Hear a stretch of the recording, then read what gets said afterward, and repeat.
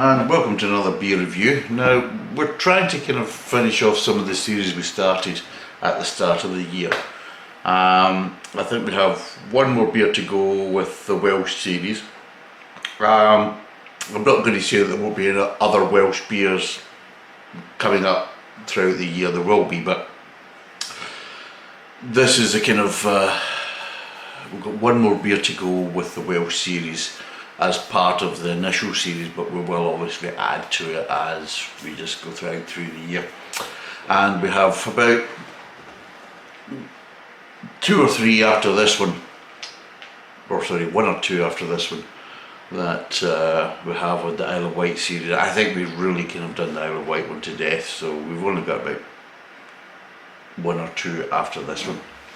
And today we have a beer from Goddards Brewery in Isle of Wight. It's a 3.8 per volume. Again, it's roughly about £2.20 a bottle, and it's the Ale of Wight. Marvellous. And apparently it's a blonde, which is quite good because we're going to be getting into blondes quite soon anyway, because we're going to be starting the Belgian series. That's going to be a new series, going to be starting quite soon, and we've got quite a few blondes doing. I think we've actually got a French blonde coming up quite soon as well. So this is blonde, hoppy, citrusy and zesty, it says. It's of course Isle of Wight, born and bred, as Goddards always seem to say.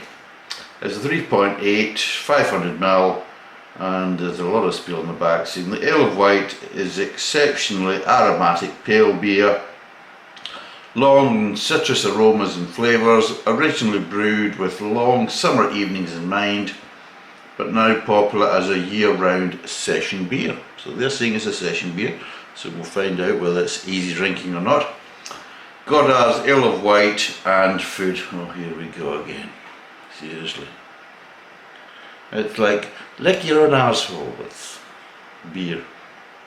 Anyway, beer drinking occasions have evolved. Here we go, the same shit again. So apparently this will, why not try Ale of Wight with Mediterranean food? That covers a whole load of beers, doesn't it? Or food. Seriously, Mediterranean food is if always a couple of dishes. Let's see, pasta and dishes with olive oil, because that's how they class Mediterranean food. It's either pasta or dishes with olive oil. There you go. The culinary exploits of Goddards Brewery in Isle of Wight. Fuck off. Seriously. Jeez. Look, I mean, if people want to drink beer with food, they'll do it. And leave them alone. They're quite capable of working out for themselves of what beers go with what type of foods. The first and foremost is they've got to like the beer. If they don't like the beer, they're never going to buy it, which means they're never going to pair it with any type of food they're going to eat. So cut the crap. Nobody's going to turn and say, oh well, I'm going to go for this beer because it says it's good with pasta. Oh no. They're going to try the beer, and if they like the beer, then they'll drink the beer. And if they drink the beer, then they might start pairing with some of the food that they actually make or eat or whatever. The idea of trying to kind of say, well, this beer goes well with this, so you should really buy this beer because hey, if you're having pasta tonight and you want a beer, this is the one to go for. No, people don't do that.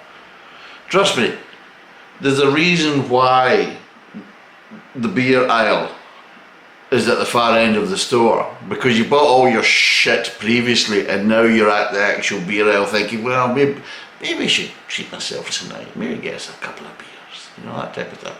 Nobody's going to sit there and start raking through their basket thinking, oh right, what have we got? Right, I need to find a beer to go with this because I'm going to make this and I need a beer for it. Stop it, just stop it. I mean, if you're struggling to fill the room on the real label of a bottle, here's the thing, don't have one. It really is that simple.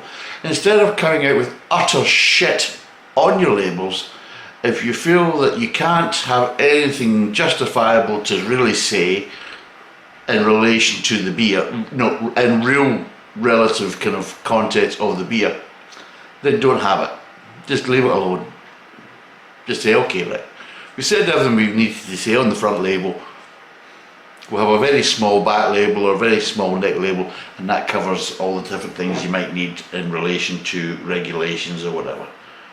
But even then, all the regulation stuff is on the front label, and then you get round to the back label side of it, and this whole section could have just been cut off. I mean, seriously, you don't need it. It's just waffle and pish. It really is. And I think that really annoys me. It's not needed. And we're now almost 6 minutes into this review, and I haven't even opened the bottle, and all I've done is start to complain about the back label. Just stop it. Right, before I go off it anymore, let's get this open.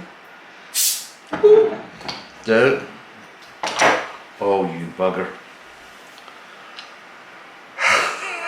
Well, let's just say Goddards has just got me back, because it's just pissed everywhere all over the table. Right, it's on my trousers now. I'll clean that up in a minute. Right, okay, let's get this poured before it turns into a bigger disaster than it needs to be. I don't know why, you've been sitting on the table. Oh, shit and balls. You want a flake with that, sir? Oh, I'd love one. Yes. Jesus. Well, there's a bit of citrus, right? While this calms down, I might as well get... Oh, Jesus, it's bloody everywhere. The wife's going to kill me with this one. Where's all that stuff smelling of beer? I don't know, love, I don't know. Shit, piss and balls. Right. There you go, eh? The modern man, eh? Yep. We used to go to pubs for this, by the way. Yes, we used to go to pubs.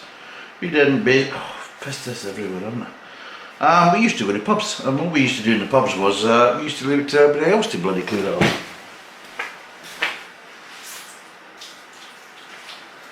Oh, Jesus. It's all over the floor. She'd be thinking, this whole place stinks of beer. Well, just like my breath.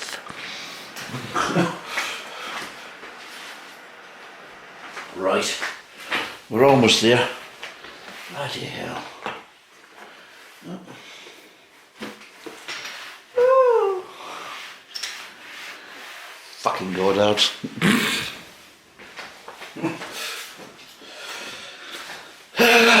There's me giving them jip about the real label, and all they do is come back to bite my arse. Anyway, right, let's finish this off.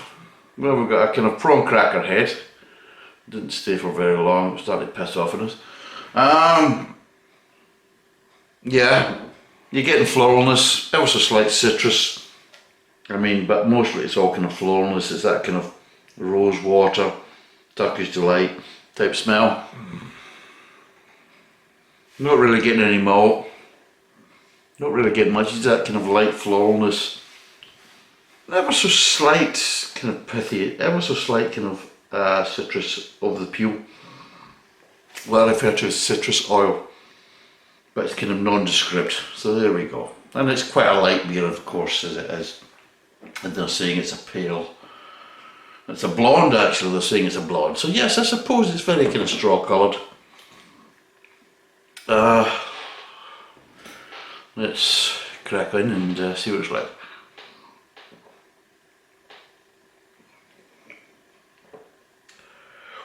Oh, well, it's gentle, it's drinkable. It's, I wouldn't say, they're saying it's blonde in colour maybe, but I wouldn't say it's a blonde, it's an ale, it's not a blonde beer. It's very light, but it is an ale. It has got the kind of slight maltiness to start with.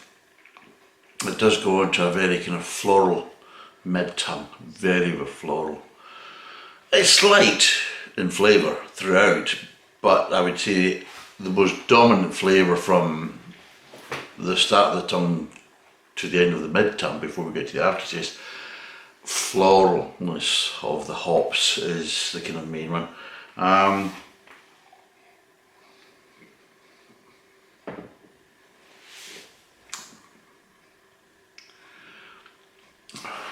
I'm struggling to find citrus, really am.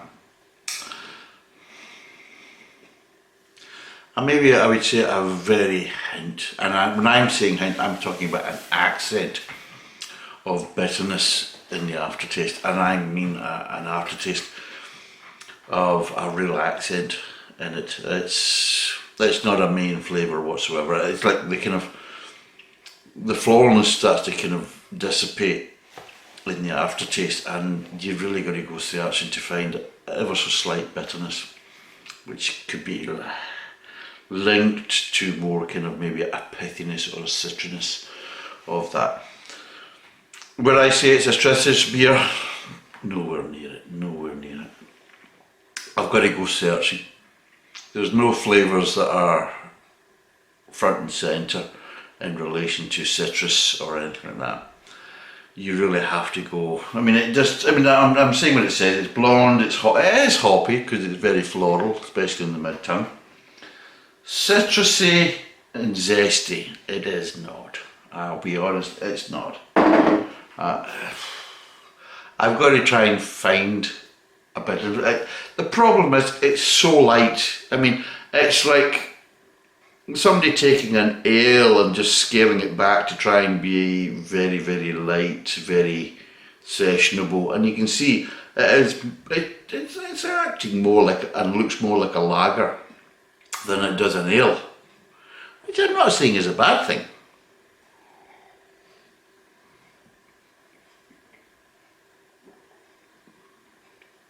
And I'll be totally honest, it is very light, very easy to drink, and you are getting a hoppy mid-tongue. So if you compare it to a standard lager, you're getting a heck of a lot more structure, body and flavour than you would from a standard lager. But it's very light, very easy to drink, and it is 3.8, so it's not much of an alcohol content. From that point of view, it's very easy to drink. You just got to ignore the spiel on the back because, well, let's be totally honest, this type of beer would go with anything because it's so light. The flavour profiles aren't that strong, so there's nothing for it to really go with from that point of view. And, excuse me, and there's a bit of gas to it. But yeah, it's a nice enough beer. It's quite light and gentle. I could see this as an option to a beer on a summer's day. Excuse me. You know, you're at the barbecue or whatever, or you're going to do a barbecue and you're thinking, oh, I'm going to get the usual case of 1664 or Stella Artois or Foster's or whatever, mainstream piss water. Just because it's easy and you don't have to think about it. I can understand that. But then you think, oh well, I'm on the Isle of Wight, I'm on a wee break or a wee holiday with the family. I'll maybe get a couple of local beers instead. You buy 3 or 4 of these and you'll be very happy. And to be totally honest, you'll be glad you did. From that, if you take that as a scenario, you'd be glad you did. If you compared this to the kind of general piss water lager that people buy from the kind of mainstream kind of breweries, this has got a lot more flavour and a lot more character.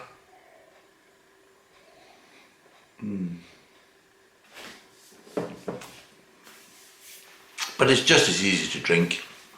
So yeah, it's actually quite nice. What would I give it out of 10? I'm going to give this a 6 out of 10 because it is very light, it's easy to drink. Price wise, well, if you're on the Isle of Wight, well, it's a nice place to go for a wee holiday and a wee break with the family, especially in the kind of getting towards the summer. It's nice, nice weather, nice beaches, perfect barbecue kind of environment. This would go really well with a barbecue. Sort of Mediterranean, basically, dishes and pissing olive oil everywhere. But yeah, 6 out of 10. Thanks for watching. Cheers and bye for now.